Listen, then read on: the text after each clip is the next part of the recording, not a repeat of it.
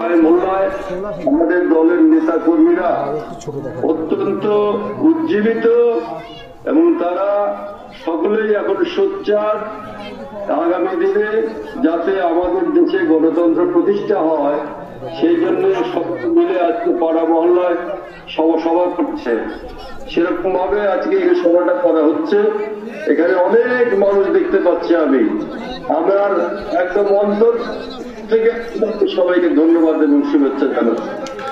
আরেকটা কথা হলো যে আমাদের সামনে অনেক পথ যেতে হবে। আমাদের শেখ হাসিনার অত্যাচার থেকে আমরা সবাই রক্ষা পেয়েছি। শেখ হাসিনার যে দুঃশাসন, যে ফ্যাসিবাদী দুঃশাসন, তার থেকে আমরা সবাই রক্ষা পেয়েছি। এখন অনেক কথা এখানে যারা উপস্থিত আছে সকলেই জানে যে কিভাবে আমরা গত 17 বছর কাটিয়েছি। এখন আমার সামনে একটা সুযোগ আসছে, আগামী সংসদ নির্বাচন।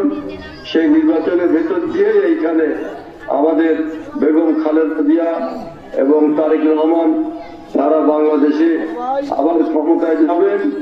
আবার আমরা সবাই মিলে বাংলাদেশে গণতন্ত্র প্রতিষ্ঠা করতে পারবো। বাক ব্যক্তি স্বাধীনতা, মানুষের অধিকার সব আমরা রক্ষা করতে পারবো। যেভাবে আমরা এখানে গত 17 বছর মানুষকে কষ্ট দেওয়া হয়েছে, হত্যা করা হয়েছে, গুম করা হয়েছে, খুন করা হয়েছে, জেলে দেওয়া হয়েছে, মিথ্যে মামলা দেওয়া হয়েছে, এই একটা দুঃশাসন থেকে আমরা মুক্তি পাবো।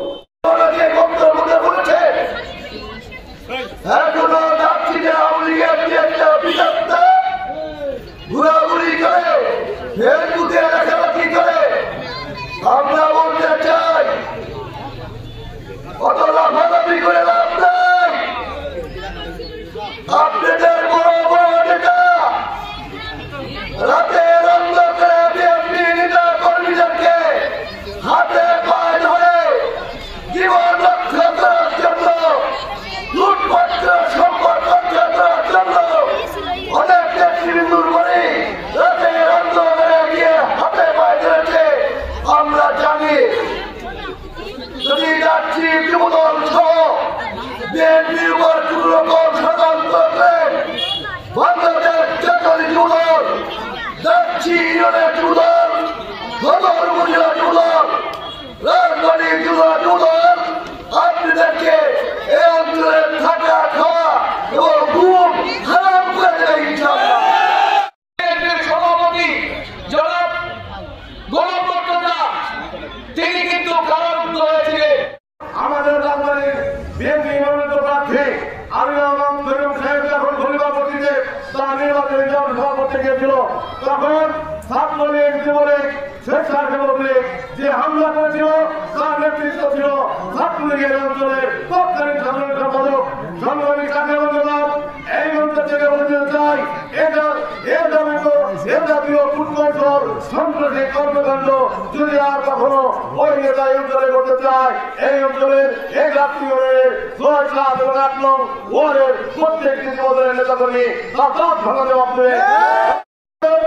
ঠিক সেই মুহূর্তে আমাদের শহীদ প্রেসিডেন্ট জিয়াউর রহমান তিনি ঘোষণা দিয়েছিলেন, স্বাধীনতার ঘোষণা দিয়েছিলেন। স্বাধীনতা ঘোষণা দেওয়ার পর বাংলার মানুষ কিন্তু তখন এই খানাদার বাহিনী পাকিস্তানের বিরুদ্ধে কিন্তু যুদ্ধ ঘোষণা করেছিলেন।